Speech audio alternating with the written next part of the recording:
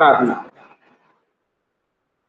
పరలోకమందున్న మా తండ్రి, దయగల మా నాయన, మీ ఘనమైన నామానికి వేలాది కృతజ్ఞతాస్తుతులు తెలియజేస్తున్నాను తండ్రి.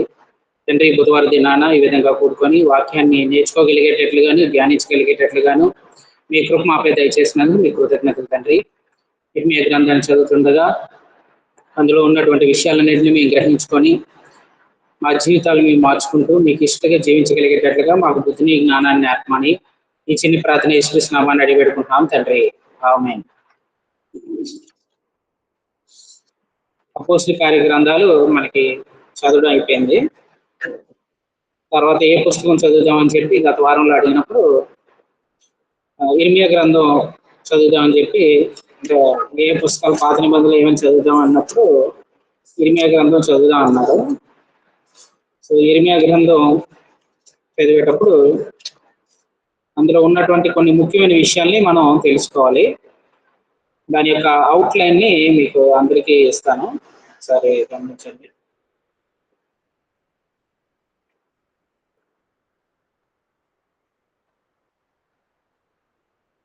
కనిపిస్తుందా?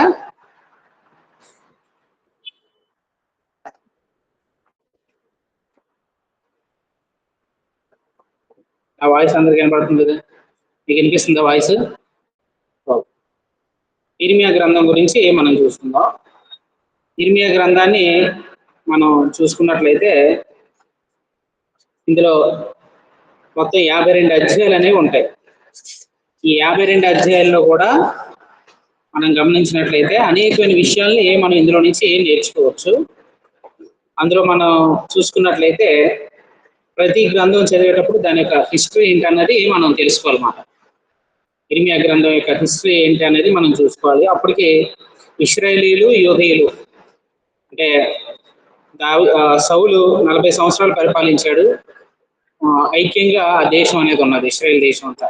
తర్వాత దావీదు, సొలొమోన్ తర్వాత దేశం 2 ముక్కలుగా అయిపోయింది. 10 గోత్రాలేమో ఇశ్రాయేలీలు, 2 గోత్రాలేమో యూదా రాజ్యం కింద విడిపోయారు.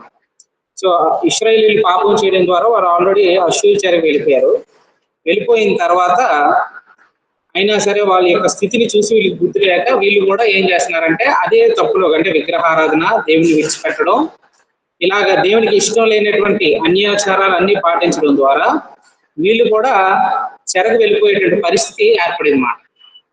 ఆ సమయాల్లో దేవుడు వారికి వార్నింగ్ ఇస్తూ ఇర్మియా అనేటువంటి ప్రవక్తని పంపించడం జరిగింది. ఆయన వాళ్ళకి సుమారుగా ఒక 40 సంవత్సరాలు, 40-41 సంవత్సరాల పాటు ఆయన యూదా దేశం అంతటా ప్రవచిస్తాడు. ఈ ప్రవచించే క్రమంలో ఆయనకి అనేకమైనటువంటి నిందలు ఏర్పడతాయి, అనేకమైనటువంటి శోధనలు ఏర్పడతాయి. ఆయన్ని అరెస్ట్ చేయడం ఉంటుంది, బంధించడం ఉంటుంది, ఆయన కొట్టడం ఉంటుంది, సో వేరే దేశాలకి పంపించడం, ఇలాంటి అనేకమైన సంఘటనలు ఉంటాయి. అయినా కూడా ఇర్మియా ఎక్కడా భయపడకుండా దేవుని మాటకు లోబడి ఆయన దేవుడు తన నోటి నుంచి ఏమైతే పలికిస్తాడో వాటన్నిటినీ కూడా ఆయన పలికినట్టుగా మనం చూడొచ్చు. మీరు చూసుకున్నట్లయితే ఇర్మియా గ్రంథం మొదటి 3 వచనాలు కనుక మనం చూసుకున్నట్లయితే, అంటే ఈ గ్రంథాన్ని ఎప్పుడైనా అధ్యాయాలు చదివేటప్పుడు దాన్ని పారాల వైజ్ గా డివైడ్ చేసుకోవాలి. అలా చేసుకునేలాగైతే మనం గమనించినట్లయితే మొదటి అధ్యాయాన్ని చూసుకోవాలన్నమాట. మొదటి అధ్యాయంలో ఏ అంశాలు ఉన్నాయి, ఏ అంశాల గురించి చెప్పబడుతుంది అనేది మనం ఒకసారి తెలుసుకోవడానికి ప్రయత్నం చేద్దాం. అధ్యాయాన్ని ఎలాగ విభజించాలి అనే దాని గురించి కూడా మనం ఒకసారి చూద్దాం. ఇప్పుడు మనం ఇందులో చూసుకున్నట్లయితే మొదటి 3 వచనాల్లో మనం చూసుకున్నట్లయితే దేవుని వాక్కు ఇర్మియాకి ఎట్లాగా వచ్చింది, ఇర్మియాని గురించినటువంటి కొంచెం ఇంట్రొడక్షన్ అనేది ఇక్కడ చెప్పడం జరుగుతుంది. ఇర్మియా అనే మాటకి అర్థం ఏంటంటే యెహోవా స్థాపించును. ఇర్మియా అనే మాటకి అర్థం యెహోవా స్థాపించును. మీకు చూపిస్తున్న దాంట్లో ఇంగ్లీషు, తెలుగు 2 ఉన్నాయి. సో దాని అర్థాలు మీరు చూడొచ్చు అన్నమాట. సో యెహోవా ఎస్టాబ్లిష్ అనేది చూడొచ్చు. తర్వాత మనం చూసుకున్నట్లయితే ఇర్మియా యాజకుల్లోని ఒకడు. అది 1 వచనం, మొదటి 3 వచనాలు చూసుకొని ఇందులో ఉన్నటువంటి విషయాన్ని మనం గమనించడానికి ప్రయత్నం చేద్దాం. బెన్యామీను దేశమందలి అనాతోతులో కాపురమున్న యాజకుల్లో ఒకడు హిల్కియా కుమారుడైన ఇర్మియా వాక్యములు అంటే ఇర్మియా గురించినటువంటి కొంచెం బయోడేటా ఇక్కడ ఇస్తున్నారు అన్నమాట. దాని సేపు లైవ్స్ ఆన్ సెకండ్ 6.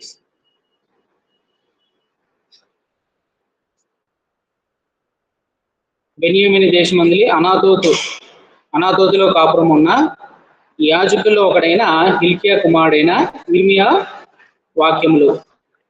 ఆమోను కుమారుడైన యోషియా యోధాకు రాజు అయి ఉండగా అతని ఏలుబడి 13వ సంవత్సరమున యెహోవాకు ఇర్మియాకు ప్రత్యక్షమాయెను. మరియు యెహోయా కుమారుడకు యెహోయాకీము యోధాకు రాజు అయి ఉండగా యోషియా కుమారుడకు సిద్కియా యోధాకు రాజు అయి ఉండగను అతని ఏలుబడి 11 సంవత్సరములు వరకును, అనగా ఆ సంవత్సరమున 5వ నెల యెరూషలేము తీసుకొని పోబడిన వరకును ఆ వాక్కు ప్రత్యక్షమగుచుండెను. ఇర్మియాను గురించినటువంటి వాక్కు ప్రత్యక్షమవుతూ ఉన్నది.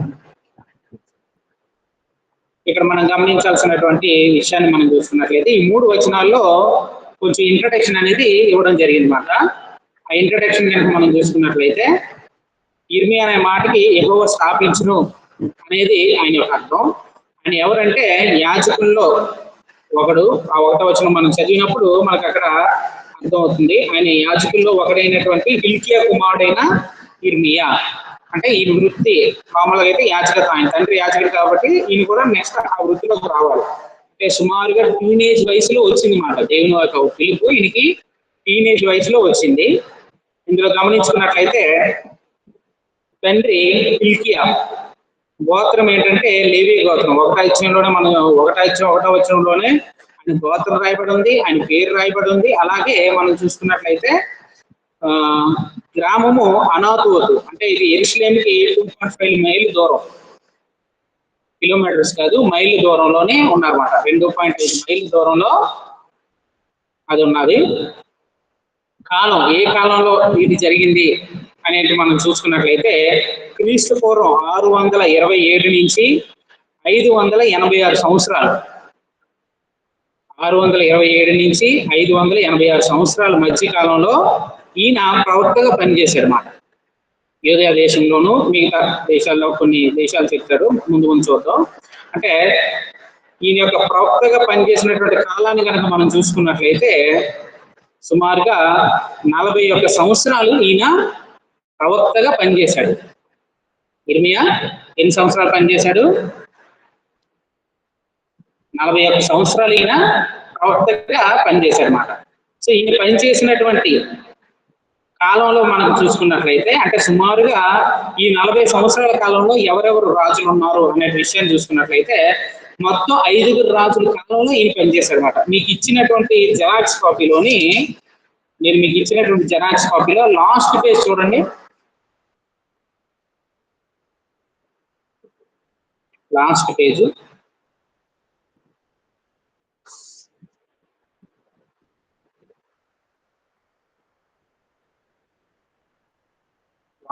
చూసినట్లయితే ఆన్లైన్ లో ఉన్న వాళ్ళకి కూడా చూపిస్తాను.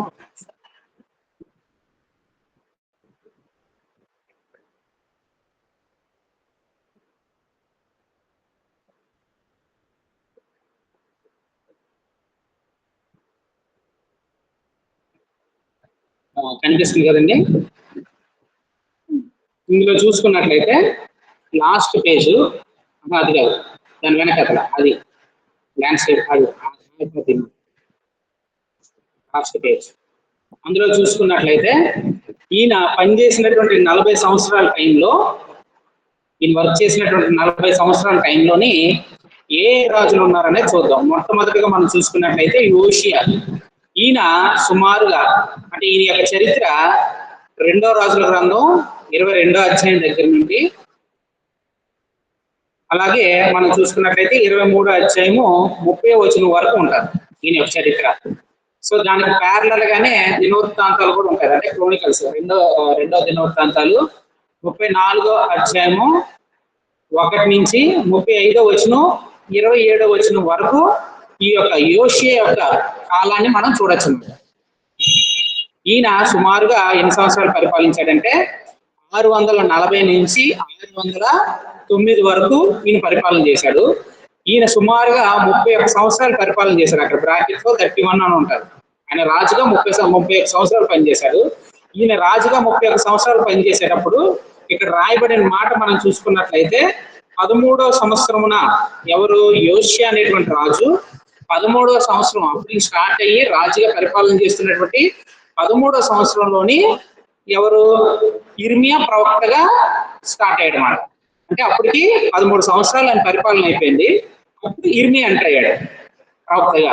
సో ఇర్మియా ఎంటర్ అయిన తర్వాత ఆ రాజు కాలంలోని ఇర్మియా ఎన్ని సంవత్సరాలు ఉన్నాడంటే లాస్ట్ రాశాను 18 years ఆ రాజు ఉన్న కాలంలో ఈయన ప్రవక్తగా పనిచేశాడు అన్నమాట. ఎంతకాలం పనిచేశాడంటే యోషియా ఉన్నటువంటి కాలంలోని ఈయన 18 సంవత్సరాలు ఈయన పనిచేశాడు. అలాగే రెండో రాజుని గురించి మనం చూసుకున్నట్లయితే ఆయన యొక్క కుమారుడే యెహోయాహాజు. ఆయన యొక్క కుమారుడు ఎవరంటే యెహోయాహాజు. ఈయన చరిత్రను మనం చూసుకున్నట్లయితే రెండవ రాజుల గ్రంథం 23వ అధ్యాయము 31 నుంచి 35 వచనాల వరకు ఆయన చరిత్ర ఉంటది. అదే స్టోరీని మరలా మనం ఎక్కడ చూడొచ్చు అంటే రెండో దినవృత్తాంతాలు 36వ అధ్యాయం 1 నుంచి 4 వచనాల్లో ఈయన ఉంటది. అంటే ఈయన జస్ట్ ఒక 3 నెలలు మాత్రం పరిపాలన చేశాడు. ఈయన రాజుగా 3 నెలలు పరిపాలన చేశాడు. అది 609వ సంవత్సరం. తర్వాత రాజు అయిన వ్యక్తి ఎవరంటే యెహోయాకీము. ఇందాక చూసింది యెహోయాహాజు. ఈ మూడో రాజు ఎవరంటే యెహోయాకీము. ఈయన చరిత్రను మనం చూసుకున్నట్లయితే రెండో రాజుల గ్రంథం 23వ అధ్యాయము 36వ వచనం నుండి 24వ అధ్యాయము 7వ వచనం వరకు ఈయన యొక్క స్టోరీ ఉంటారు. దీని యొక్క ప్యారలల్ గానే మనం చూసుకున్నట్లయితే రెండో దినవృత్తాంతాలు 36వ అధ్యాయము 5 నుంచి 8 వచనాలు ఈ యెహోయాకీము యొక్క చరిత్రని మనం అందులో చూడొచ్చు. ఆ కాలంలో ఇర్మియా ప్రవక్తగా ఉన్నాడు. రాజులు పుస్తకాలు చదివేటప్పుడు ఆ రాజుల కాలంలో ఎవరు ఉన్నారంటే ఇర్మియా ప్రవక్తగా ఉన్నారు. అంటే సుమారు 609 నుంచి 598 వరకు అంటే 11 సంవత్సరాలు ఆయన రాజుగా పరిపాలన చేశాడు. ఆ 11 సంవత్సరాలు కూడా ఇర్మియా ప్రవచిస్తున్నాడు. రాజు కాలంలో కూడా ఆయన ఉన్నాడు. తర్వాత రాజు ఎవరంటే యెహోయాకీము. ఇందాక చదివింది యెహోయాకీము. ఈయన పేరు ఏంటంటే యెహోయాకీము. ఈయన రెండో రాజుల గ్రంథం 24వ అధ్యాయము 8 నుంచి 17 వచనాలు.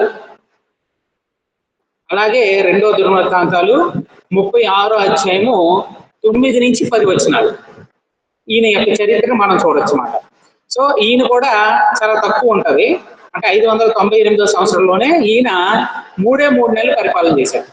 రాజు ఈయన ఉన్న కాలం ఏంటంటే 3 నెలలు మాత్రం ఉన్నాడు అన్నమాట. తర్వాత ఎవరున్నారంటే సిద్కియా అనేటువంటి రాజు వచ్చాడు. ఈ సిద్కియా అనే రాజు యొక్క చరిత్ర మనం చూసుకున్నప్పుడు రెండో రాజుల గ్రంథం 24వ అధ్యాయము 18 నుంచి 25వ అధ్యాయము 7వ వచనం వరకు ఈయన యొక్క చరిత్రను చూడొచ్చు రాజు గ్రంథాలు. అలాగే రెండో దినవృత్తాంతాలు 36వ అధ్యాయం దగ్గర నుంచి 6వ అధ్యాయం 11 నుంచి 21 వచనాల్లోని ఈ రాజుల గురించినటువంటి హిస్టరీ మనం చూడొచ్చు. అంటే రాజుల గ్రంథాలు వృత్తాంతాలు అంటే ఆ రాజ్యంలో ఉన్నప్పుడు ఏం జరిగిందో రాస్తారు. రాజుల గ్రంథాల్లో ఏం రాస్తారంటే రాజు యొక్క చరిత్రను రాస్తారు. ప్రతి రాజుకి కూడా ఆయన యొక్క ఏలుబడిలోని ఆయన యొక్క బయోగ్రఫీ రాసే వాళ్ళు ఉంటారు. ప్రతి ఒక్కరికి వారి యొక్క ఆత్మకథలు రాసేటట్టుగా కానీ కొన్ని విషయాలు ఉంటాయి అన్నమాట. అవి రాజుల యొక్క ఆధ్వర్యంలో జరుగుతాయి అన్నమాట. చాలా వరకు చేసేది ఏంటంటే వాళ్ళ యొక్క చరిత్రలోని వాళ్ళు చేసే మంచిలే ఎక్కువ రాసుకుంటారు తప్ప చెడుని ఎక్కువ రాసుకోరు. కొంత రాజులు ఫేవర్ గా ఉంటారు. వృత్తాంతాలు ఏంటంటే దేశంలో ఏమేమి జరిగేవని కొంతమంది రాస్తూ ఉంటారు. వాళ్ళు అందులో కొంత స్టోరీ ఉంటుంది అన్నమాట. అలాగే మనకు రాజుల గ్రంథాల్లోనూ దినవృత్తాల్లోనూ ఎందుకు చూడొచ్చు. ఈయన సుమారు మనం చూసుకున్నట్లయితే 597 నుంచి 586 వరకు అంటే మొత్తం 11 సంవత్సరాలు ఈయన రాజుగా పరిపాలన చేశాడు. ఎన్ని సంవత్సరాలు? 11 సంవత్సరాలు. అంటే అప్పటికి ఇర్మియా 11 సంవత్సరాలు పరిపాలన చేశాడు. మీకు ఇచ్చినటువంటి ఆ షీట్ లో చూసుకున్నట్లయితే అక్కడ ఇయర్స్ ఎన్ని ఉంటాయి? 18 years ఉన్నది, 3 నెలలు ఉన్నాయి, 11 11 సంవత్సరాలు ఉంది, తర్వాత 3 నెలలు ఉంది, మళ్ళీ తర్వాత 11 సంవత్సరాలు ఉంది. సో ఈ 18, 11, 11 కలిపితే ఎంత? 40. 3 నెలలు 3 నెలలు వేసుకుంటే ఇంకొక 6 నెలలు, అంటే సుమారుగా 41 సంవత్సరాలు ఈయన రాజుగా అంటే ఈయన ఇర్మియా ప్రవక్తగా పనిచేశాడు. సుమారు 5 రాజుల యొక్క కాలంలోని సుమారుగా ఈయన 41 సంవత్సరాల పాటు ప్రవక్తగా ఆయన పనిచేశాడు అనమాట. సో ఈయన పనిచేసినప్పుడు మనం చూడాల్సినటువంటి విషయం ఏంటంటే, కొంచెం అవుట్లైన్ ని మనం ఒకసారి చదువుకుందాం. అవుట్లైన్ కొంచెం తెలుసుకొని తర్వాత అధ్యాయంలోకి వెళ్దాం. అధ్యాయంలోని ఏమేమి ఉన్నాయనే వాటికి మనం వెళ్దాం.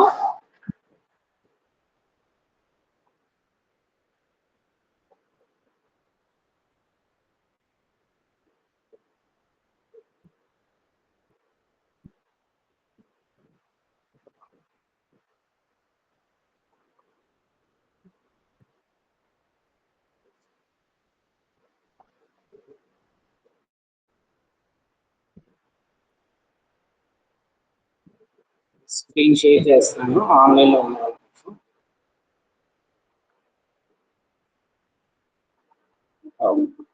కనిపిస్తుంది కదా ఇది. ఇప్పుడు మీరు ఫస్ట్ పేజ్కి వచ్చేసండి. ఫస్ట్ పేజ్కి వచ్చేసినట్లయితే అదే విషయాన్ని ఇక్కడ మనం చూడవచ్చు. చూసిన తర్వాత ఏ రాజు కాలంలో ఎంతకాలం పనిచేశాడు, 9వ పాయింట్. 10వ పాయింట్ నేను చెప్తున్నాను మీకు ఇచ్చినటువంటి పేపర్లోని పాయింట్ 10. సో ఆమోస్ కుమారుడైనటువంటి యోషియా మొదలుకొని యూదులు బబులోను చెరకు వెళ్లే వరకు ప్రవచిస్తూ ఉన్నాడు. అదే 1వ అధ్యాయం 2-3 వచనాల్లో ఉన్నదన్నమాట. అంటే ఇంట్రడక్షన్ లోనే ఆయన ఎక్కడి నుంచి ఎంతవరకు ప్రవచిస్తున్నాడు ప్రవక్తగా అనేది చెప్పేశాడు. సుమారు ఎన్ని సంవత్సరాలు అంటే 41 సంవత్సరాలు ఈయన ప్రవక్తగా పనిచేస్తూ ఉన్నాడు అనేది చూడొచ్చు. అందులో నెక్స్ట్ పాయింట్ మనం చూసుకున్నట్లయితే ఆన్లైన్ లో ఈ ఈవెంట్స్ అని ఉంటుంది. అందులో చూసుకున్నట్లయితే 11వ పాయింట్ 4 నుంచి 10 వచనాలు మనం చూసుకున్నట్లయితే 1వ అధ్యాయంలోనే 4 నుంచి 10 వచనాలు చూసుకున్నట్లయితే ఇప్పుడు ఒక పేర ఉంది. ఆ పేరాన్ని మనం ఒకసారి చదువుదాం. యెహోవా వాక్కు నాకు ప్రత్యక్షమై ఈలాగ సెలవిచ్చెను. అంటే దేవుని వాక్కు ఇర్మియాకి ప్రత్యక్షమయ్యి ఇర్మియాతో మాట్లాడుతున్నాడు. యెహోవా నా వాక్కు నాకు ప్రత్యక్షమై ఈలాగ సెలవిచ్చెను అని అంటున్నాడు.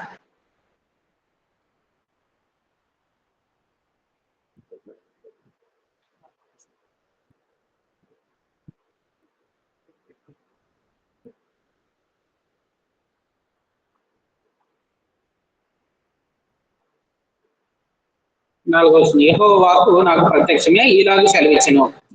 గర్భంలో నేను నిన్ను రూపింపక మునిపే నిన్ను ఎరిగితిని, నీవు గర్భము నుండి బయలుపడక మునిపే నేను నిన్ను ప్రతిష్ఠించి తిని, జనములకు ప్రవక్తగా నిన్ను నియమించి తిని. అంటే 4 నుంచి 5 వచనాల్లో 3 విషయాల్ని చెప్తున్నాడు. యెహోవా దేవుడు ఇర్మియాతో మాట్లాడుతూ 3 విషయాలు ఆయన గుర్తు చేస్తున్నాడు. అందులో ఏంటి? 5వ వచనంలో గర్భంలో నేను నిన్ను రూపింపక మునిపే నిన్ను ఎరిగితిని. అంటే కడుపులో ఆ పిండం అనేది పడడానికి ముందే నువ్వు నాకు తెలుసు, అప్పుడే నీ గురించి నేను సంకల్పించాను అనేటువంటి విషయాన్ని అక్కడ గుర్తు చేస్తున్నాడు అనమాట. అంటే ఇలాంటి పదాలని ఎక్కడైనా బైబిల్లో విన్నట్టు గుర్తుందా? గర్భంలోనే నేను నిన్ను రూపింపక ముందే, లేదా గర్భంలో నిన్ను రూపించినప్పుడే నువ్వు నాకు తెలుసు అనే పదాలు ఎప్పుడైనా విన్నారా? కీర్తనల గ్రంథం 139వ అధ్యాయము 13, 14 వచనాలు చూసుకున్నట్లయితే అక్కడ దావీదు అంటున్న మాటలు మనం గమనించవచ్చు. నా అంతరంగంలో నీవే కలుగు చేసేటివి, నా తల్లి గర్భమందు నన్ను నిర్మించిన వాడువు నీవే. సో ఈ విషయాలన్నీ తెలిస్తే నాకు భయము వణుకు కలుగుతుందని అంటాను. సో ఇర్మియా గురించి మాట్లాడేటప్పుడు దేవుడు ఇర్మియా గురించినటువంటి సంకల్పాన్ని చెప్తున్నాడు. ఎప్పుడు అంట? ఆయన తల్లి గర్భంలోనే ఆయన రూపంపు మునిపే ఆయన గురించి తెలుసు. ఎందుకంటే కుమారులు లేదా బిడ్డలు యెహోవా ఇచ్చేటువంటి స్వాస్యం, గర్భఫలం ఆయన ఇచ్చేటువంటి బహుమానము. ఆ బహుమానాన్ని ఇచ్చేటప్పుడే దేవునికి తెలుసుమాట. అంటే ఒక తల్లి కడుపులోకి ఆయన ప్రవేశపెడుతున్నాడు అంటే ఆ ప్రవేశపెట్టబోయే వ్యక్తి ఏమవుతాడో దేవునికి ముందే తెలుసు. ఇర్మియా విషయంలోనే ముందుగానే ఆయన జ్ఞానం కలిగి ఉన్నాడు అనమాట. ఏంటి? ఇగో నేను ఈ భూమి మీద పంపించిన పర్పస్ ఏంటనేది ఇగో నీతో మాట్లాడుతున్నాను. ఎప్పుడు నీ గురించి ఇప్పుడు మాట్లాడుతాను. నేను నిర్ణయం తీసుకోలేదు. నీ గురించి నేను ముందుగానే సంకల్పించాను. ఎప్పుడు తల్లి గర్భంలో రూపింపక మునిపే నేను ఎరిగితిని. ఒకటి. రెండో విషయం, నీవు గర్భం నుండి బయలుపడక మునిపే నేను నిన్ను ప్రతిష్ఠించి తిని అని అన్నాడు. గర్భంలో నుంచి బయటకు రాకముందే ఆయన ప్రతిష్ఠించుకున్నాడు. దేనికోసం? దేవుని పని కోసం ఇర్మియాని ప్రతిష్ఠించుకున్నాడు. కొత్త నిబంధనలో కూడా ఇలాంటి మాటనే చూడొచ్చు. కొత్త నిబంధనలో ఒక వ్యక్తి అన్నాడు, దేవుడు నన్ను ప్రతిష్ఠించుకున్నాడు అని అన్నాడు. ఎవరంటే అపోస్తలుడైన పౌలు కూడా ఈ మాట మాట్లాడాడు. గలతీయులకు రాసిన పత్రిక 1:15 మనం చూసుకున్నట్లయితే పౌలు కూడా ఇదే మాట అంటాడు. ఆయనను తల్లి గర్భమునందు పడినది మొదలుకొని నన్ను ప్రత్యేకపరిచి తన కృపచేత నన్ను పిలిచిన దేవుడు నేను అన్ని జనుల్లో తన కుమారుని ప్రకటింపవలనని ముందుగానే ఏం చేశారంటే ఆయన ప్రతిష్ఠించుకున్నాడు అనమాట. అంటే ఇర్మియాకి దేవుడు మాట్లాడుతూ చెప్తున్న విషయం ఏంటంటే, ఇర్మియా మీకు గొప్ప బాధ్యతను ఇవ్వబోతున్నాను. ఇది నేను సడన్ గా తీసుకున్నటువంటి నిర్ణయం కాదు. నేను తల్లి గర్భంలో పిండం పడడానికి ముందే నాకు ఈ ఆలోచన ఉంది.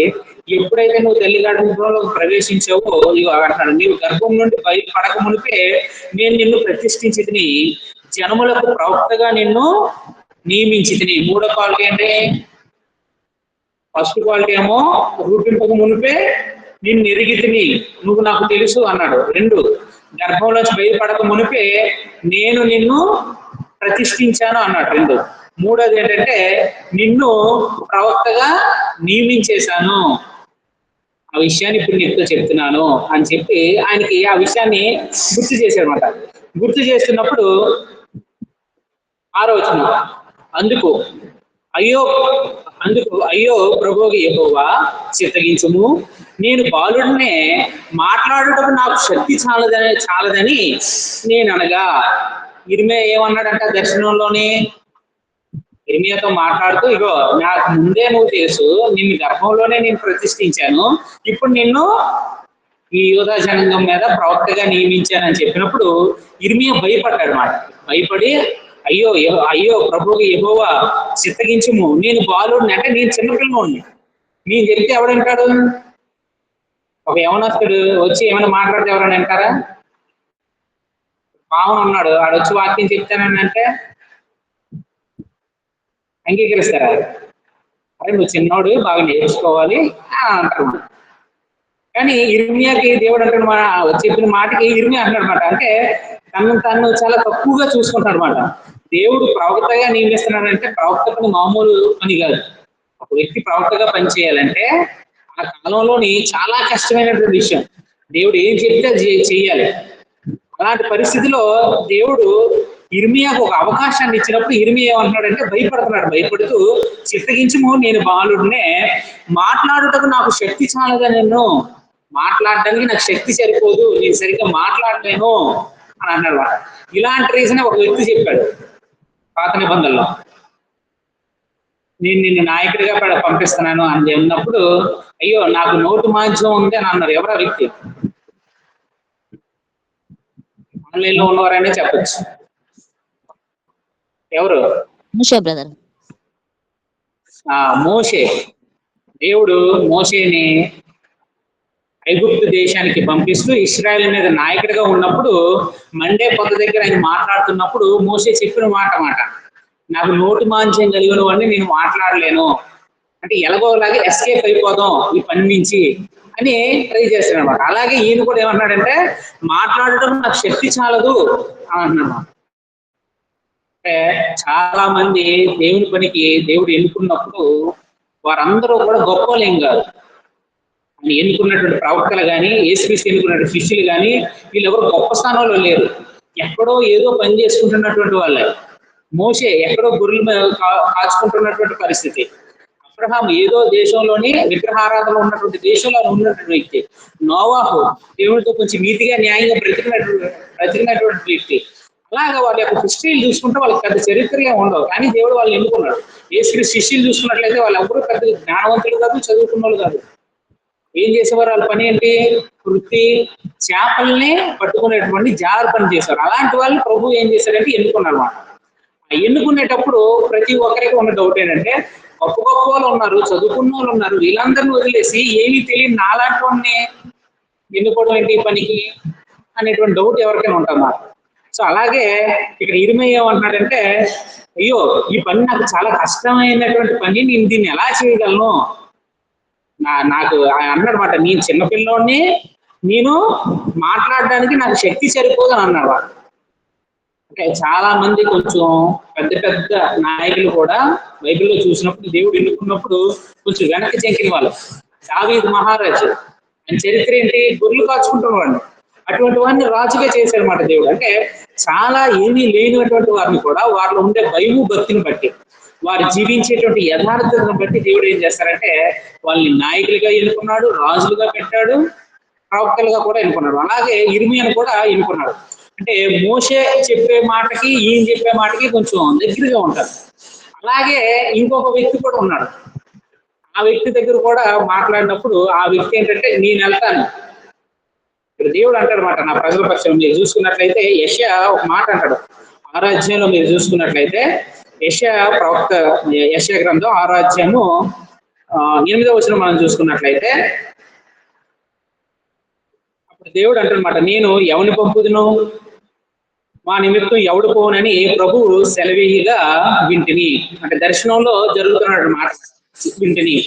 అంతటా నేను చిత్తగించుము, నేనున్నాను, నన్ను పంపుమనగా. దర్శనంలో కలిగినటువంటి దీనికి యెషయా రియాక్ట్ అవుతున్నమాట, ఎవరిని పంపాలి, మా నిమిత్తం ఎవడు పోవును అనేటువంటి దీనికి ఎవరు పలుకుతున్నారంటే యెషయా పలుకుతున్నమాట, నేను వెళ్తాను అని. అంటే మనుషుల్లో 2 రకాలు ఉంటారు. ఒకరు వెనకడుగు వేసేవాళ్ళు, ఇంకొకరు దేవుని పని అంటే ముందడుగు వేసేవారు. కానీ దేవుడు ఒకరిని ఎన్నుకున్నాడంటే వెనకడుగు వేసిన ఆయన నడిపిస్తాడు. యోనా వెనకడుగు వేసాడు, నినివేకి వెళ్ళి పంపిస్తానంటే ఎక్కడికి వెళ్దాం అనుకున్నాడు, తర్షీషు వెళ్ళిపోదాం అనుకున్నాడు. దేవుడు విడిచిపెట్టాడు, పోనీ పోతే పోనీ ఇంకొని పంపిస్తాను, వాడికి ఇంట్రెస్ట్ లేనప్పుడు, వాడికి ఇష్టం లేకుండా ఎందుకు వాడి చేతి పని చేయించాలని అనుకోలేదు. దేవుడు ఒకసారి నిర్ణయం తీసుకున్నాడంటే వాడు ఏ పని చేయాలో ఆ పని చేయాలి. లేదు నేను ఇంకో పని చేసుకుంటాను, నేను ఇంకెక్కడికో వెళ్ళి ఏదో చేసుకుంటాను అనే ఛాన్స్ లేదన్నమాట. పట్టుకొచ్చి మరలా తీసుకొచ్చి అక్కడ పెడతాడు. నేను ఏదో వ్యాపారం చేసుకుంటున్నాను అనుకున్నాను అనుకో, ఆ వ్యాపారం లాస్ అయ్యేటట్టు చేస్తాడనమాట. సో దేవుడు మనల్ని ఏ పనికి నిర్ణయించుకున్నాడో ఆ పని చేయించేటట్టు చేస్తాడు. ఇక్కడ ఇర్మియా అంటున్న మాట మనం చూసుకున్నట్లయితే, నేను బాలుని మాట్లాడడానికి నాకు శక్తి చాలదు అని అన్నాడు. అప్పుడు దేవుడు ఆయనతో మాట్లాడుతున్నాడు 7వ వచనంలో. దేవుడు ఇచ్చేటువంటి సమాధానం మనం చూసుకున్నట్లయితే, 7వ వచనంలో మనం చూసుకున్నట్లయితే దేవుడు ఇచ్చినటువంటి సమాధానం, యెహోవా నాకు ఇలాగ సెలవిచ్చెను, నేను బాలుడు అనవద్దు.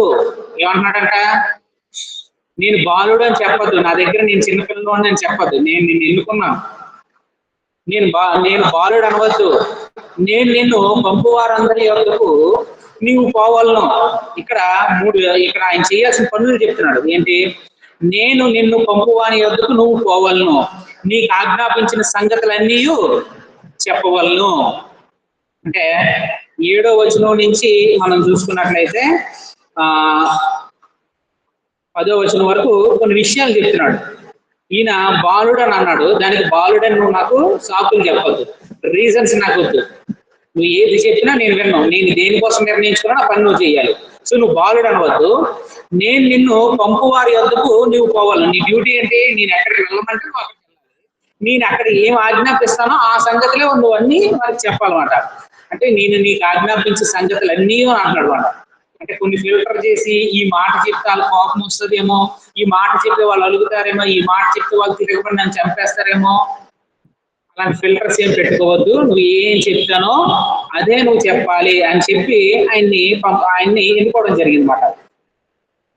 8వ వచనంలో, వారికి భయపడకము, నిన్ను విడిపించుటకు నేను నీకు తోడై ఉన్నాను, ఇదే యెహోవా వాక్కు. అంటే ఇక్కడ మొత్తం 3 విషయాలు చెప్పాడు. ఏంటి, నిన్ను పంపేవారి దగ్గరికి నువ్వు పోవాలి, నేను నీకు ఏ ఆజ్ఞాపిస్తున్నానో ఆ విషయాలు వారికి చెప్పాలి, 3వది వారికి నువ్వు భయపడద్దు. ఓ వ్యక్తిని ప్రవక్తగా ఎన్నుకున్నప్పుడు దేవుడు ఆయనతో మాట్లాడుతూ చెప్పినమాట, నా సేవలో నువ్వు వెళ్ళాలంటే చేయాల్సిన పని ఏంటంటే నేను ఎక్కడికి వెళ్ళమంటే అక్కడికి వెళ్ళాలి. లేదు నేను 20 ఏళ్ళలో దర్శించి వెళ్తానంటే దేవుడు ఒప్పుకోడు, ఎక్కడికి వెళ్ళాలి అక్కడికి వెళ్ళాలి. నేనేం ఆజ్ఞాపిస్తానో అదే చెప్పాలి, వేరే చెప్పకూడదు, అందులో ఉన్న తీసేయకూడదు అని చెప్పినమాట. వారికి భయపడదు. ఒకవేళ చెప్తే నేను ఏమైనా చేస్తారేమో అనుకుంటున్నావేమో, ఆ విషయాలకు నువ్వు భయపడద్దు అని చెప్పి, నువ్వు భయపడకము, నిన్ను విడిపించుటకు నేను నీకు తోడై ఉన్నాను. 4వ విషయం ఏంటంటే నిన్ను విడిపించడానికి నేను నీకు తోడుగా ఉన్నాను. అంటే దేవుడు ఒక వ్యక్తిని కనుక ఎన్నుకుంటే ఎంత కష్టం వచ్చినా, ఎంత ఇబ్బంది వచ్చినా దేవుడు ఆయన్ని ఏ పరిస్థితుల్లో కూడా విడిచిపెట్టాడు. ఆ ధైర్యం ఉండాలి మనకు.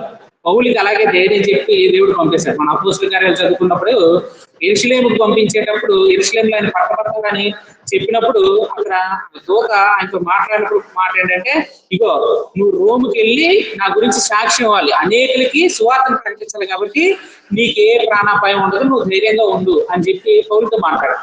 అలాగా అనేకమైనటువంటి ప్రవక్తలకి దేవుడు ధైర్యపరిచాడు. మోషేని నాయకుడిగా ఎన్నుకున్నప్పుడు కూడా నువ్వు భయపడద్దు, నేను నీకు తోడుగా ఉన్నాను అని చెప్పి మోషేని ఐగుప్తుకు పంపించాడు. మోషే వచ్చిన తర్వాత జనాంగాన్ని అంతటిని తీసుకొని వచ్చి కనాల్లో ప్రవేశించినప్పుడు ఆయన చనిపోయినప్పుడు ఆయన అసిస్టెంట్ అయినటువంటి యెహోషువతో కూడా మాట్లాడతాడు 1వ అధ్యాయంలో.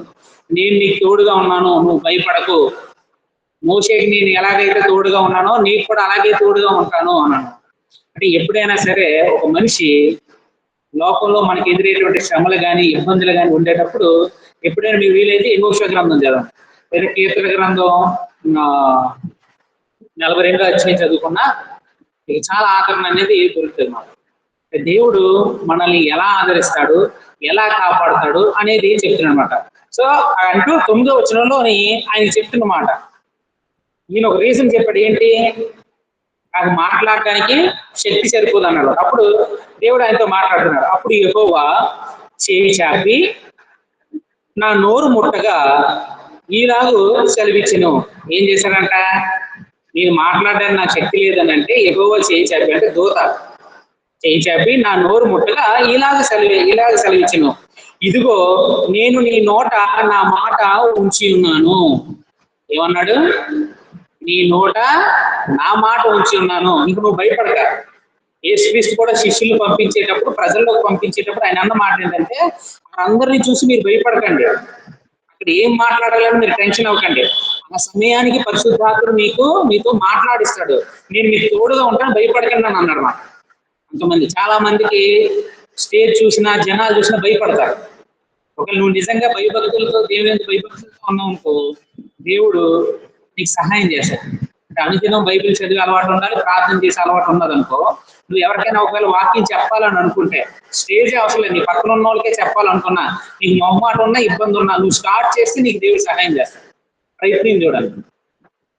ఒకేసారి స్టేజ్లో ఎక్కింది అని కాకుండా నా ఇంట్లో ఉన్న వరకు, లేదా పిల్లలకో, లేదా పక్కింటి వాళ్ళకో ఏదో కొంచెం సువార్త చెప్పడానికి ప్రయత్నం చేస్తే, నీకు కొంచెం వాక్య జ్ఞానం ఉంటే, రోజు బైబిల్ చదివి ప్రార్థన చేసే అలవాటు ఉంటే ప్రయత్నిస్తే దేవుడు మనకు తోడుగా ఉంటాడు అనమాట. సో ఇక్కడ ఏం చేస్తాడంటే ఆయన నోరు ముట్టి ఆయనతో ఏమన్నాడంటే, ఇదిగో నేను నీ నోట నా మాట ఉంచి ఉన్నాను అని అన్నాడు. అంటే ఇంక నువ్వు టెన్షన్ అవ్వని అవసరం లేదు, అక్కడ వెళ్ళిన తర్వాత ఏం మాట్లాడాలి అనే భయం నీకు లేదు, ఆ మాటలు నీ నోటానికి వస్తాయి. ఎవరైనా నిన్ను ప్రశ్నించారనుకో, ఏం జవాబు చెప్పాలో కూడా నువ్వు టెన్షన్ పడే అవసరం లేదు, జవాబు కూడా నేనే దయచేస్తాను అన్నాడు. అంటే దేవుని మాట కనుక మన నోట్లో ఉంటే మనం తప్పు చేయలేము. మీకు బాగా ఎగ్జాంపుల్ చెప్పాలంటే సంఖ్యాకాండంలోని మనం చూసుకున్నట్లయితే 23వ అధ్యాయంలోని బాలాకు బిలాము అనేటువంటి స్టోరీ గుర్తుందా? బాలాకు బిలాము అనే స్టోరీ అంటే ఇశ్రాయేలీలు కనాన్ని జయించే క్రమంలోని వాళ్ళ గురించి తెలిసినటువంటి విషయంలోని ఆయన ఏం చేస్తాడంటే బిలాంతో మాట్లాడతారు అన్నమాట. బాలాక్ అనే వ్యక్తి ఎవరైనా ప్రవక్తలు ఉంటే వాళ్ళని తీసుకొచ్చి, దేవుని ప్రవక్తలు ఉంటే ఇశ్రాయేలీని శపించాలి అని చెప్పి ప్రయత్నం చేస్తాడు. ఎవరున్నారు అని వెళ్ళినప్పుడు బిలాం అనేటువంటి వ్యక్తి దొరికినప్పుడు ఆయన దగ్గరికి ఏజెన్సీ పంపించి, ఇగో ఫలానా ఇశ్రాయేలీలు వస్తున్నారు, నువ్వు వాళ్ళని శపించు దేవుని పక్షాన, వాళ్ళకి శాపం తగులుతుంది అని చెప్పినప్పుడు ఈ బిలాం వెళ్ళి దేవునితో మాట్లాడతారు అనమాట. ఇగో ఇలాగా ఈ బాలాక్ అనేటువంటి రాజు నాకు వచ్చాడు, నాకు సన్మానం చేస్తాడు, చాలా డబ్బు అన్ని ఇస్తాను అన్నాడు, నేను వెళ్ళి ఇప్పుడు వాళ్ళని చెప్పించాలా అని చెప్పారన్నమాట. నేను చెప్పడానికి ఏం లేదు, దేవుడు ఏం చెప్తే చెయ్యాలి, నాకు నేనుగా చెప్పించేస్తే పని చేయు, దేవుడు చెప్పిస్తే అది పని చేస్తుంది అని చెప్పినప్పుడు దేవుడితో మాట్లాడినప్పుడు 23వ అధ్యాయం 5వ వచనం మనం చూసుకున్నట్లయితే సంఖ్యాకాండం 22లో కూడా ఉంటది. అందుకు బిలాము, ఎదుగో నీ యొద్దకు వచ్చి తిని అయిననేమి, ఏదైనానో చెప్పుటకు నాకు శక్తి కలదా? దేవుడు నా నోట పలికించు మాటయే పలికెదనని బాలాకుతో చెప్పెను. బాలాకేమో వచ్చి అడుగుతున్నాడు, ఇశ్రాయేలు వెళ్ళి నువ్వు శపించు అని అన్నమాట. దానికి బిలాము సమాధానం ఇస్తున్నమాట, నేనేం చేయగలను, నాకు ఏ శక్తి కలదు, దేవుడు నా నోట ఏం పలికిస్తే ఆ మాటే నేను పలకాలి, అంతకు మించి నాకేం శక్తి లేదు అని అంటారనమాట. 23వ అధ్యాయంలో కూడా 5వ వచనంలో మనం చూసుకున్నట్లయితే యెహోవా ఒక మాట బిలాము నోట ఉంచి, నీవు బాలాకు వద్దకు తిరిగి వెళ్ళి ఇట్లు చెప్పుము. అంటే సుమారు 3 సార్లు ట్రై చేస్తాడు ఇశ్రాయేల్ చెప్పించడానికి. వెళ్ళిన ప్రతిసారి కూడా ఆశీర్వాదాలు వస్తాయి తప్ప శాపాలు ఏమో నోటంట రావన్నమాట. అంటే దేవుని మాట మన నోట్లో ఉన్నదనుకోండి, ఒక వ్యక్తిని మనం దూషించాలన్నా మనం దూషించలేం, ఒక యథార్థపరుడిని మనం ఏమీ చేయలేం అన్నమాట. అలాగా ఇర్మియాతోటి ఆయన అన్న మాట ఏంటంటే, ఇదిగో నీ నోట నా మాట ఉంచి ఉన్నాను అని అంటున్నాడు. ఉంచి ఉన్నానని చెప్పి 10వ వచనంలో ఏంటి చెయ్యాలి, ఆయనకున్న రెస్పాన్సిబిలిటీ చూడండి. దేవుని మాట ఆయన నోట్లో ఉన్నప్పుడు ఆయన చేయాల్సిన పనులు ఏంటన్నది 10వ వచనంలో చెప్తున్నాడు. ఏమేం చెయ్యాలన్నది, ఇగో పెళ్ళగించుటకును, విరగొట్టుటకును, నశింపజేయుటకును, పడదోయుటకును, కట్టుటకును, నాటుటకును నేను ఈ దినమున జనుల మీదను రాజ్యము మీదను నిన్ను నియమించి ఉన్నాను. ఎన్ని విషయాలు చెప్పాడు ఇందులో, ఎన్ని విషయాలు చెప్తున్నాడు. పెళ్ళగించుటకు, వేరులతో లాగుతారు చూసారా, దాన్ని పెళ్ళగించడం అంటారు. ఏదైనా చిన్న చిన్న చెట్లని భూమిలో పాతిపోయిన దాన్ని గట్టిగా లాగుతారు కదా, దాన్ని పెళ్ళగించడం అంటారన్నమాట. పెళ్ళగించుటకును, విరగొట్టుటకును, నశింపజేయుటకును, పడదోయుటకును, కట్టుటకును, అలా నాటుటకును ఈ జన్ముల మీదను రాజ్యముల మీదను నిన్ను నియమించాను. సుమారు 8 విషయాలు నేను చెయ్యాలి ప్రవక్తగా. ఇశ్రాయేల్ దేశంలో, అంటే యూదా దేశంలో ఈయన సుమారు 40 సంవత్సరాలు లేదా 41 సంవత్సరాలు ఈయన పని ఏంటంటే ఈ 8 విషయాల మీద ఈయన మాట్లాడాలి. ఈ 8 విషయాల మీద ఈయన పని చేయాలన్నమాట. అది ఆయన గురించినటువంటి ఇంట్రడక్షన్ అన్నమాట. ఇర్మియా గ్రంథంకి ఆయన గురించి ఉన్నటువంటి ఇంట్రడక్షన్. ఇప్పుడు మనం చూసుకున్నట్లయితే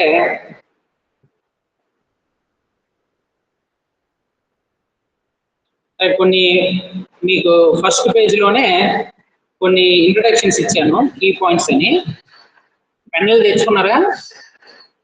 పెన్స్ తెచ్చుకుంటే నేను వెర్స్ చెప్తాను, అది రాయండి. అంటే అది కూడా నేను వేసి ఇచ్చేస్తే ఇంకా మీరు ఇంకా ఏం చేయరు, అందుకని కొంచెం ఇంట్రెస్ట్ ఉంటుందని నేను అది వేయలేదు.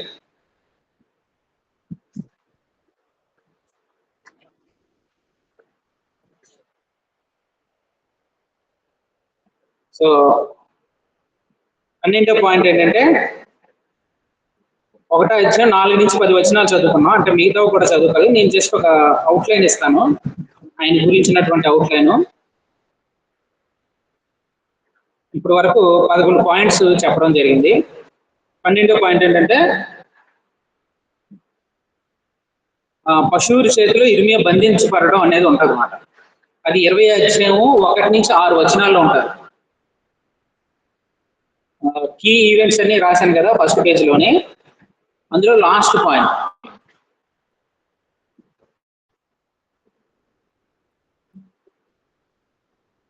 కీ ఈవెంట్స్ లో ఫస్ట్ పేజ్ లో లాస్ట్ పాయింట్, లాస్ట్ పాయింట్ అది ఎక్కడంటే 20వ అధ్యాయం 1 నుంచి 6 వచనాలు అన్నమాట. అంటే కొన్ని ముఖ్యమైన సంఘటనలు మనం చూస్తున్నాం ఈ గ్రంథంలోని. తర్వాత చూసుకున్నట్లయితే సెకండ్ పేజ్ లో మనం సెకండ్ పేజ్ చూసుకున్నట్లయితే పేజ్ తిప్పితే బ్యాక్ సైడ్ ప్రింట్ ఉంటుంది, పేజ్ వెనకాల ఒక ప్రింట్ ఉంటుంది, పేజ్ వెనకే బ్యాక్ సైడ్ ప్రింట్. చూడండి, రోడ్ డౌన్ ప్రాఫిటీస్ అని ఉంటుంది చూసారా, అదే పేజీని వెనక్కి తిప్పండి, వెనక్ సైడ్ ప్రింట్ తీసుకుంటారు. అందులో మనం చూసుకున్నట్లయితే ప్రవచించినవన్నీ రాసిన వాటిని యెహోయాకీను తగలబెడతారు అన్నమాట. అంటే ఇర్మియా ద్వారా దేవుడు పలికిన మాటలన్నింటినీ కూడా ఆయన రాస్తాడు. రాసినప్పుడు అక్కడ ఉన్నటువంటి యెహోయాకీను ఏం చేశాడంటే వాటన్నిటిని కూడా తగలబెట్టేశాడు అన్నమాట. అది 36వ అధ్యాయము 1 నుంచి 26. 36 అధ్యాయము 1 నుంచి 26 అంటే కొన్ని కీ పాయింట్స్ అన్నమాట. ఈ బుక్ లో ఉన్నటువంటి కొన్ని ముఖ్యమైనటువంటి సంగతులు. తర్వాత మరలా ఏం చేస్తారంటే 14 పాయింట్ ఆ కింద దాంట్లోనే మనం చూసుకున్నట్లయితే ప్రవచనాలు మరలా రాస్తారన్నమాట. బుల్లెట్స్ లో ఇచ్చాను కదా, అందులో మీరు చూసుకున్నట్లయితే ప్రవచనాలని మరలా రాస్తాడు ఆయన. ప్రవచనాలను మరలా రాస్తాడు. దాన్ని 36 అధ్యాయము 27 నుంచి 35 వరకు మరలా చూడొచ్చు. తర్వాత పాయింట్ మీరు చూసుకున్నట్లయితే కల్దీలతో కల్దీలతో చేరబోచున్నాడని అపవాది పొందాడు. అంటే ఈయన చెప్పే మాటలకి ఎవరు అంగీకరించరు, ఈయన్ని ప్రవక్త ఎవరు అంగీకరించరు. రాళ్ళతో కొట్టిన సందర్భాలు ఉంటాయి, అవమానించిన సందర్భాలు ఉంటాయి. కొన్నిసార్లు ఏం చేశారంటే ఈయన మీద నిందలు వేసాడనమాట. ఈయన ఏం చేశాడంటే మన మీద శాపాలు తీసుకురావడానికి, మనల్ని తప్పుదారి తీసుకెళ్ళడం కోసమని పక్క దేశంలో ఉన్నటువంటి కల్దీలతో కలిసిపోయాడు. వాళ్ళు ఏం చెప్తే అవి ఈయన చెప్తుండు, అందువల్ల ఇర్మియా మాట మీరు వినొద్దు, అని ప్రవక్తగా మీరు కన్సిడర్ చేయకండి అనేటువంటి ఉద్దేశంతో వాళ్ళు అలాంటి అపనిందలు కూడా ఆయన పొందాడు అనమాట. సో అందులో కలిసిపోయాడు అనేటువంటి అపనిందలు కూడా పొందాడు. తర్వాత మీరు చూసుకున్నట్లయితే సిద్కియా చేత విడుదల పొందుతాడు. 37 అధ్యాయంలో మనం చూసుకున్నట్లయితే ఆయన అరెస్ట్ చేస్తారు. 37 అధ్యాయంలో 17 నుంచి 21 వచనాల్లో ఆయన విడుదల పొందుతాడు. ఆ నెక్స్ట్ పాయింట్ మీరు చూసుకున్నట్లయితే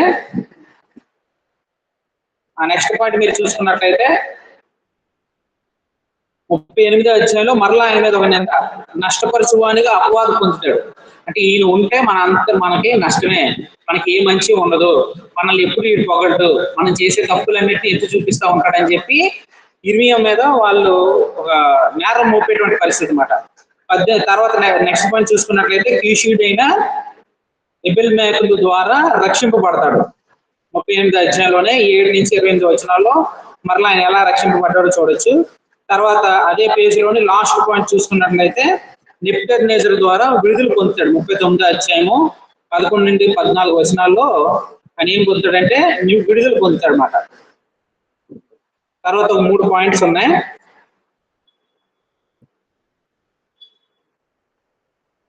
తర్వాత ఏంటంటే నెబుకద్నెజరు వలన స్వాచ్ 41 అధ్యాయం దగ్గరికి వచ్చేటప్పటికి ఆయనకి స్వాచ్ వస్తుంది. తర్వాత ఐగుప్తు విషయంలో మరలా ఐగుప్తుకి పంపించేయడం ఉంటది ఏమి అని. తర్వాత రహాబ్ అనేటువంటి దగ్గర చివరగా ఆయన ప్రవచనం ఉంటది, అది 43 అధ్యాయంలో ఉంటది అన్నమాట.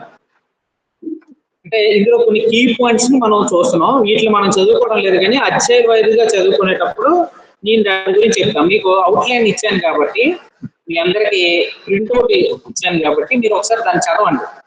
చదివితే మీకు ఒక ఐడియా వస్తుంది. నేను వచనాలు ఏమి వేయలేదు, తర్వాత నేను గ్రూప్ లోని ఈ వచనాలు ఉన్నది మీకు పెడతాను. నేను జస్ట్ మామూలు చెప్పంటే మీరు ఆ పక్కన రాసుకుంటారని నేను ఆ గ్యాప్స్ ఉంచాను అనమాట వచనాల కోసమని. సో ఇప్పుడు మనం చూసుకున్నట్లయితే ఒకసారి 1వ అధ్యాయంలో ఉన్నటువంటి కొన్ని విషయాల్ని మనం చదువుకుందాం. 11వ వచనం నుంచి మనం చదువుదాం. 1 నుంచి 3 వచనాల్లో ఇర్మియా గురించినటువంటి ఇంట్రడక్షన్ ఉన్నది. తర్వాత 4 నుంచి 10 వచనాల్లో యెహోవాకు ఆయన ప్రత్యక్షం అవడం ఉంటుంది. తర్వాత 11 నుంచి మనం చూసుకున్నట్లయితే ఇక్కడ 19 వరకు మనం చూసుకున్నట్లయితే యెహోవా వాక్ ద్వారా ఇర్మియా ఏమేం చేయాలి అనేది ఒక 2 దర్శనాల్ని ఇందులో చూపిస్తారు అన్నమాట. అందులో మనం గమనించినట్లయితే 11వ వచనం 1వ అధ్యాయం, మరియు యెహోవాకు నాకు ప్రత్యక్షమై ఇర్మియా నీకేం కనబడుచున్నదని సెలవిచ్చెను.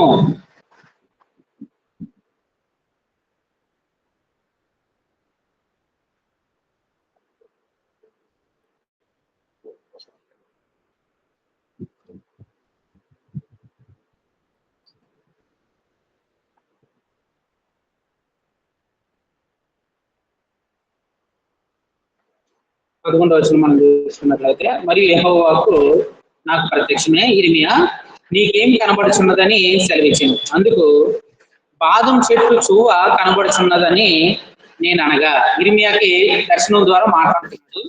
మాట్లాడేటప్పుడు యెహోవాకు ఆయన ప్రత్యక్షమే ఇర్మియాతో అంటున్నమాట. నీకేం కనిపిస్తుంది అని అంటే ఆయన ఒక చువ్వ చూశాడు, బాదం చెట్టు యొక్క కొమ్మని చూశాడు అనమాట. కనబడుతుంది అని అన్నప్పుడు వెంటనే యెహోవా 12వ వచనం, యెహోవా నీవు బాగుగా కనిపెట్టితివి, నేను చెప్పిన వాక్యము నెరవేర్చుటకు నేను ఆతురపడుచున్నానను. దర్శనంలో ఏముంది? కల్లో ఒక కొమ్మ కనబడింది, అది ఏంటని అడిగాడు. ఇది ఏంటి నీకు గుర్తు గుర్తుపట్టావా అని అడిగాడు మాట. ఈయన గుర్తుపెట్టాడు. ఏంటి అది బాదం చెట్టు యొక్క కొమ్మ అని గుర్తుపెట్టాడు అనమాట. గుర్తుపెట్టినప్పుడు దేవుడు అయినటువంటి యెహోవా ఏమంటున్నాడంటే, నువ్వు బాగానే చెప్పు, అది వేప చెట్టు లేదా ఇంకేదో అనుకుంటా బాగానే బాదం చెట్టు అని కనిపెట్టావు కాబట్టి ఇంక నీ ద్వారా నేను ఏమేమి ప్రవచించాలో అక్కడ ఉన్నటువంటి యూదులకు ఏమేమి చెప్పాలో ఈ చెప్పడానికి నేను ఆతృత పడుతున్నాను అని అన్నాడు. హిస్టరీలో మీరు చూసుకున్నట్లయితే బాదం చెట్టు అనే దానికి కొంచెం ప్రత్యేకత ఉంటుంది. ఇప్పుడు అహరోనుకి మీరు చూసుకున్నట్లయితే అహరోను మోసే కాలంలోనే ఈ నాయకత్వం విషయంలో కొన్ని గొడవలు వస్తాయి, ప్రధాన యాజకత్వం చేసే విషయం. అప్పుడు మోసే దగ్గరికి వచ్చినప్పుడు అందరినీ కర్రలు తీసుకురమ్మంటారు. తీసుకొచ్చి ఇగో ఈ రాత్రి చూద్దాం, ఏ కర్ర అయితే చిగురిస్తుందో వాళ్ళ పక్షాన దేవుడు ఉన్నట్టు, ఏది చిగురించిందో వాళ్ళ పక్షాన దేవుడు లేనట్టు అన్నప్పుడు ఆ తర్వాత రోజు చూసినప్పుడు అహరోను కర్ర చిగురిస్తుంది అన్నమాట. చిగురించినప్పుడు అక్కడ కనబడుతుంది. కనిపించి మనం చూసుకున్నట్లయితే మీరు సంఖ్యాకాండం 17 అధ్యాయంలో ఉంటది. 1 నుంచి 13 వచనాల్లో చూసుకున్నట్లయితే చిగురించి దానికి ఈ బాదం పళ్ళు కనబడతాయి అన్నమాట. బాదం పళ్ళు కనిపిస్తాయి. దాన్నే అతి పరిశుద్ధ స్థలమైనటువంటి కరుణాపీఠంలో కూడా ఆ కర్ర అనేది ఉంటుంది. మన్నా ఉంటది, ఇది కూడా ఉంటది అలాగా. సో ఈయనకి బాధంది బాగానే రికగ్నైజ్ చేశాడు కాబట్టి ఆయన అంటున్నాడు అనమాట, ఇగో నేను చెప్పిన వాక్యం నెరవేర్చుటకు నేను ఆధారపరుస్తున్నాను అని చెప్పి 13వ వచనంలో అంటున్నమాట. రెండవ మారు యెహోవా వాక్కు నాకు ప్రత్యక్షమే, నీకేమి కనపడుచున్నదని సెలవేయగా నేను మసలుచున్న బాణ నాకు కనబడుచున్నదని దాని ముఖము ఉత్తర దిక్కున తిరిగి ఉన్నదంటిని. రెండోసారి దేవుని వాక్కు ప్రత్యక్షమైంది. ఫస్ట్ కనిపించినప్పుడు టెస్ట్ చేశాడు, ఈ కళలు కానీ వాటన్నిటిని బాగా అర్థం చేసుకుంటున్నాడా లేదా అని. సో కొమ్మ చూపిస్తే అది ఏం కొమ్మో అదేంటో బాగానే రికగ్నైజ్ చేశాడు. ఇప్పుడు దర్శనం చూపిస్తున్నాడు అనమాట. అంటే ముందే దర్శనం చూపించేస్తే ఆయన అర్థం చేసుకుంటాడు లేదని ముందు టెస్ట్ పెట్టాడు అనమాట. టెస్ట్ లో పాస్ అయ్యాడు. ఇప్పుడు రెండోసారి మాట్లాడుతున్నాడు. ఈసారి దర్శనంలో ఏం కనబడిందంట, మసలుచున్న బాణ నాకు కనబడుచున్నది. మసలుచున్న బాణ అంటే మరుగుతున్న బాణ, కింద మంట పెడితే మరుగుతుంటారు కదా, అలాంటి బాణ నాకు కనబడుతుంది. దాని యొక్క ముఖము అంటే ఆ బాణ యొక్క పైన ఏదైతే ఉంటుందో అది ఉత్తర దిక్కున తిరిగి ఉన్నట్టున్నది. అంటే అది ఎటువైపు ఫేస్ చేస్తుందంటే ఉత్తరం సైడ్ ఫేస్ చేస్తున్నట్టుగా ఉన్నది అని చెప్తారు అనమాట. చెప్పినప్పుడు అప్పుడు యెహోవాకు ఈలాగ సెలవిచ్చును, ఉత్తర దిక్కు నుండి అంటే దాని యొక్క మీనింగ్ చెప్తున్నాడు. కల్లో ఒక ఇమేజ్ చూపించాడు. ఏంటి, ఫస్ట్ ఒక కొమ్మ చూపించాడు, ఈయన ఐడెంటిఫై చేశాడు. రెండోసారి ఏం చూపించాడు, మసలాడుతున్న బాణ అంటే మరుగుతున్న బాణ చూపించాడు. అది ఉత్తర దిక్కు ఉన్నదని ఈయన కనిపెట్టాడు అనమాట. ఇప్పుడు దాని మీనింగ్ చెప్తున్నాను నేను, ఆ దర్శనం యొక్క మీనింగ్ ఏంటని చెప్తాను అనమాట. అందుకే యెహోవా ఇలాగ సెలవిస్తున్నాడు, ఉత్తర దిక్కు నుండి కీడు బయలుదేరి ఈ దేశ నివాసులందరి మీదకి వచ్చును. అంటే ఏదైతే మరుగుతుందో బాణ ఉత్తర సైడు అది చూస్తుంది కదా, అటువైపు నుంచి కీడు ఈ దేశం మీదకి వస్తుంది. మరుగుతున్న వేడిలాగా దేవుని యొక్క కోపం, దేవుని యొక్క ఉగ్రత దీని మీదకి వస్తుంది అని చెప్తూ అంటారన్నమాట. అందుకే యెహోవా ఇలాగ సెలవిచ్చిన, ఉత్తర దిక్కు నుండి కీడు బయలుదేరి ఈ దేశ నివాసుల మీదకి వచ్చును. ఇదిగో నేను ఉత్తర దిక్కునున్న రాజ్యముల సర్వ వంశములను పిలిచేదును. వారు వచ్చి ప్రతి వాడును యెరూషలేము గుమ్మంలోను యెరూషలేము చుట్టూ ఉన్న ప్రాకారములన్నిటినీ ఎదురుగాను యూదా పట్టణములన్నిటికీ ఎదురుగాను తమ సింహాసనములను స్థాపించురు. ఏం చేస్తారంట, వాళ్ళు వచ్చి ఆ ఉత్తర దిక్కున ఉన్నటువంటి రాజులందరూ వచ్చి వాళ్ళు ఏం చేస్తారంటే, మొట్టమొదటి మనం చూసుకున్నట్లయితే వాళ్ళు వచ్చి ఏం చేస్తారంటే యెరూషలేము గుమ్మములోను యెరూషలేము చుట్టూ ఉన్న ప్రాకారం చుట్టూను యూదా పట్టణములన్నిటి ఎదురును వారి యొక్క సింహాసనాల్ని స్థాపిస్తారు. అంటే యూదా దేశం మ్యాప్ మీకు బైబిల్ నుంచి కూడా ఉంటది.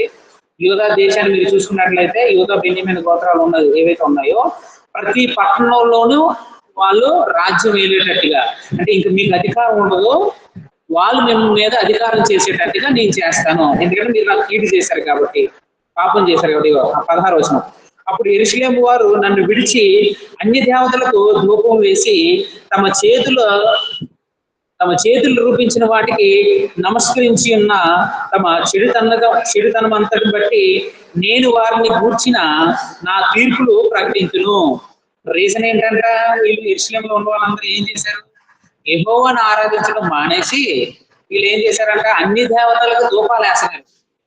అంటే ఇంట్లో దేవుని పటాలు పెట్టుకొని విగ్రహాలు పెట్టుకొని వాటికి పొద్దున్నే ధూపాలు వేస్తున్నారంట.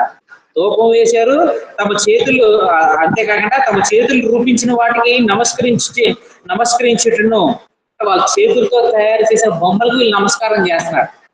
ఎవడో ఎక్కడో విగ్రహం తయారు చేసి ఇవ్వడం లేదు, వీళ్ళే తయారు చేసుకుంటున్నారు అనమాట. మట్టి విగ్రహాలు తయారు చేసుకొని ఇదే దేవుడు అని చెప్పి నమస్కరిస్తున్నారు. ఇశ్రాయేలుకి ఇచ్చినటువంటి 10 ఆజ్ఞల్లో మొదటి ఆజ్ఞ ఏంటంటే, నీ దేవుడైన యెహోవా నేను తప్ప మరొక దేవుడు ఉండకూడదు. పైన ఆకాశం అందే కానీ, కింద భూమి అందే కానీ, భూమి కింద నీళ్ళ అందే కానీ ఏ రూపాన్ని మీరు చేసుకోకూడదు, దాన్ని మొక్కకూడదు అన్నారు. వీళ్ళు ఏం చేశారు, ఇచ్చిన 2 నియమాల్ని మొదట ఆపి వాళ్ళు తృణీకరించి వాళ్ళు తమ చేతులతో చేసుకుంటారట. తమ చెడుతనం అంతటిని బట్టి నేను వారిని కూర్చున్నటువంటి నా తీర్పులు ప్రకటించును.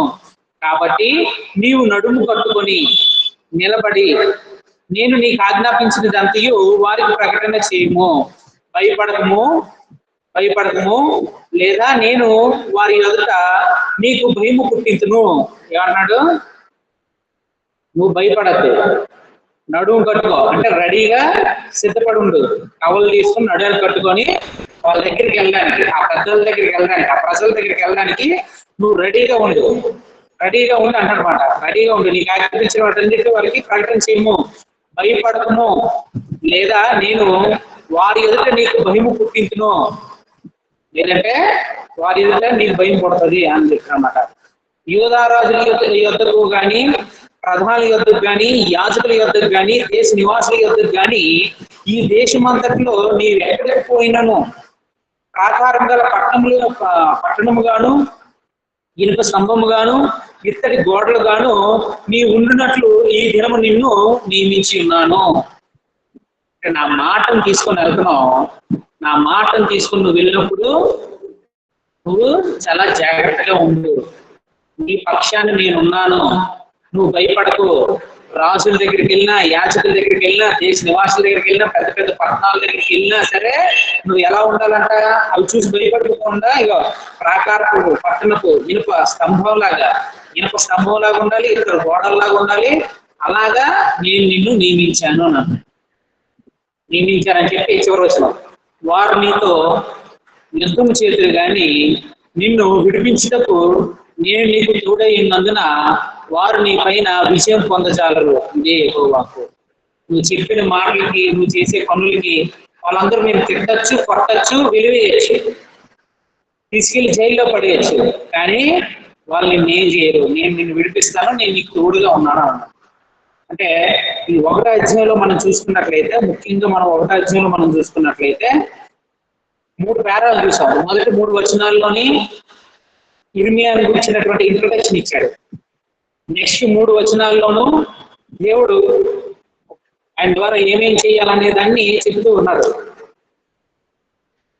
మొదటి 3 వచనాల్లోని యెహోవాకు ఆయన ప్రత్యక్షమైనప్పుడు ఆయన ఎలా ఎన్నుకున్నా చెప్పాడు. తల్లి గర్భంలోనే నేను నిన్ను ఎన్నుకున్నా, నిన్ను గర్భంలోనే నిన్ను ప్రతిష్ఠించాను, సో నువ్వు భయపడకు, వాళ్ళ దగ్గరికి వెళ్ళి చెప్పు అని చెప్పాను అనమాట. అంటే ఇర్మియా విషయంలో కానీ, లేదా మోసే విషయంలో కానీ, లేదా యెషయా ప్రవక్త కానీ, వీళ్ళందరి విషయాల్లో దేవుడు వాళ్ళని ముందుగానే నియమించుకున్నారు, వాళ్ళు ప్రతిష్ఠించారు. ఈరోజు మనల్ని కూడా ప్రతిష్ఠించారు. ఎలాగా? క్రీస్తు రక్తం ద్వారా, వాక్యం ద్వారా మనల్ని కూడా దేవుడు మనల్ని ప్రతిష్ఠించుకున్నాడు. తన బిడ్డలుగా ఉన్నటువంటి మనం కూడా ఏం చేయాలంటే, దేవుని వాక్యం చెప్పే విషయంలో మనం భయపడకూడదు, వెనకేం చేయకూడదు. ఇర్మియాకి ఎలాగైతే తోడుగా ఉంటానన్నాడో, ఈ రోజు వాక్యం చెప్పడానికి, నలుగురు సువార్త ప్రకటించడానికి సిద్ధపడితే నీకు కూడా అలాగే తోడుగా ఉంటానని అన్నాడు.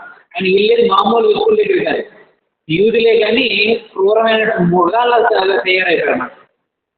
యేసు ప్రభు తన శిష్యులు అంటాడు, క్రూరమైన తోడేళ్ళ ఎదురు నేను మిమ్మల్ని పంపిస్తున్నాను. అలాగే ఇశ్రాయేలు దగ్గరికి, యూదుల దగ్గర ఇర్మియాను పంపిస్తున్నాను అన్నమాట.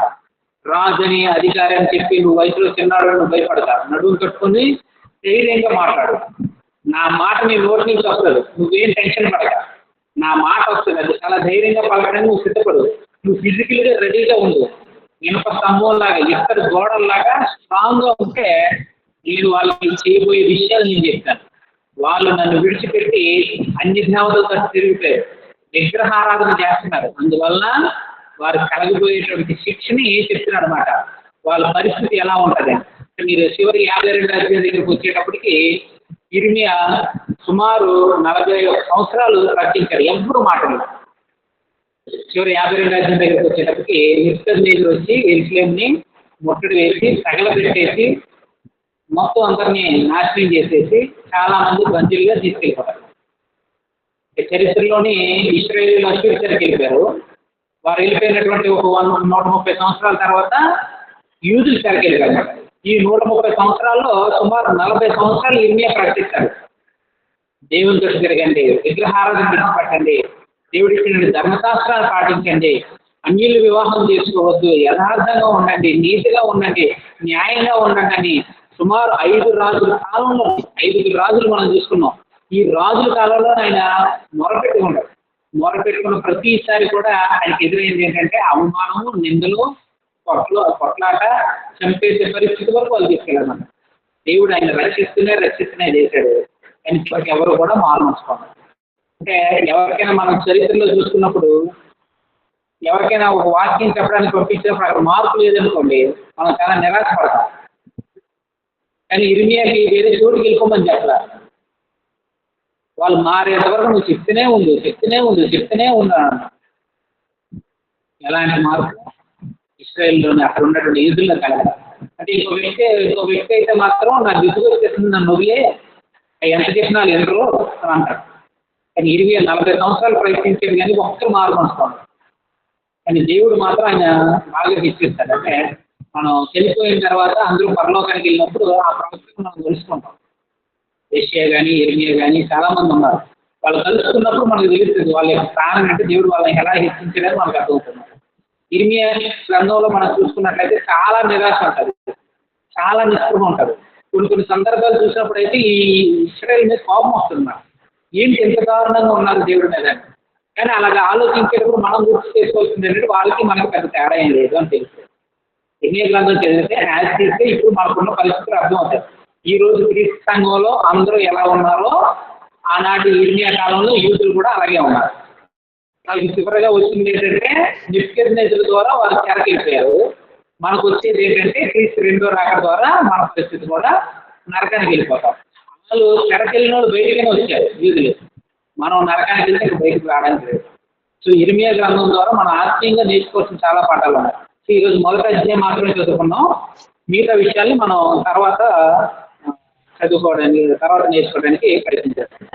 ఈ మొదటి అధ్యాయం మీద ఏమైనా డౌట్స్ ఉన్నాయా? మొదటి అధ్యాయం మీద కానీ మీకు ఇచ్చిన మీనింగ్ మీద కానీ ఏమైనా డౌట్స్ ఉన్నాయా?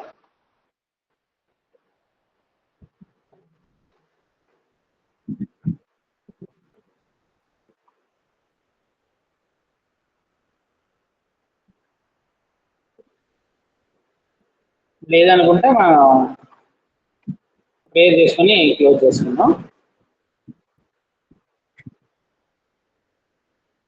పరలోక మందిని మా తండ్రి, దగ్గర మా నాయన, మీ ఘనమైన నామానికి వేలాది కృతజ్ఞతలు తెలియజేస్తుంది తండ్రి. బుధవారం దినాన ఈ విధంగా కూడుకొని వాక్యం నేర్చుకోగలిగేటట్టుగా మీ కృప దయచేసినందుకు మీ కృతజ్ఞతలు తండ్రి. తండ్రి ఇర్మియా గ్రంథం ద్వారా ఆనాటి యూదులకి మీరు ఇచ్చినటువంటి హెచ్చరికల విషయంలో ఇర్మియాను మీరు ఏ విధంగా సిద్ధపరిచి ఉన్నారో ఆ విషయాలు మేము గ్రహిస్తూ ఉన్నాం తండ్రి. ఆ ఇర్మియా ద్వారా 40 సంవత్సరాలు ప్రకటించినటువంటి ఆ సువార్తను వారు అంగీకరించలేక మీ ప్రజలుగా ఉంటూనే మీకు ద్రోహం చేసినటువంటి అనేక సంగతులు మేము నేర్చుకోబోతున్నాం తండ్రి. ఈ గ్రంథం ద్వారా మేము బుద్ధిని, జ్ఞానాన్ని పొందగలిగేటట్లుగాను ఈరోజు క్రైస్తవులు అని నామకార్థంగా మేము జీవించే వారుగా కాకుండా అనుదినము మిమ్మల్ని ప్రార్థించగలిగేటట్లుగాను, మీ యొక్క వాక్యాన్ని చదవగలిగేటట్లుగాను, ప్రతి ఆదివారం మీ సన్నిధికి వచ్చి మేము వాక్యం నేర్చుకోగలిగేటట్లుగాను, మిమ్మల్ని ఆత్మతోనూ సత్యంతోనూ ఆరాధించగలిగేటట్లుగాను, మీ ప్రియకుమారుడైనటువంటి మా ప్రభు అయినటువంటి యేసుక్రీస్తు యొక్క మరణాన్ని మేము జ్ఞాపకం చేసుకోగలిగేటట్లుగాను, యథార్థంగాను, నీతిగాను, న్యాయంగా బ్రతకగలిగేటట్లుగా మా జీవితాలు మేము మార్చుకోగలిగేటట్లుగా మాకు బుద్ధిని, జ్ఞానాన్ని నేర్పమని పెట్టుకుంటాం తండ్రి. ఈ గ్రంథం ద్వారా మమ్మల్ని మేము సరి చేసుకుంటూ ఆనాటి పరిస్థితులు ఎలా ఉన్నాయో ఆ పరిస్థితుల్ని మేము ఒకసారి అన్వయించుకుంటూ మేము దాని ద్వారా బుద్ధిని, జ్ఞానాన్ని పొందగలిగేటట్లుగాను, మా ఆత్మీయస్థితిని మార్చుకోగలిగేటట్లుగాను, మీ సేవ విషయంలో మీ సేవకులు పడేటటువంటి వ్యాధుల్ని, ఆ ఆ యొక్క శ్రమలు మేము గుర్తించగలిగేటట్లుగానే మీ కృప మా ఆంధ్రపై దయచేయమని ఈ చిన్ని ప్రార్థన యేసుక్రీస్తునామాన్ని అడిగి వేడుకుంటున్నాం తండ్రి. ఆమేన్. అందరికీ వందనాలు. ఆన్లైన్ లో ఉన్న వారందరికీ వందనాలు.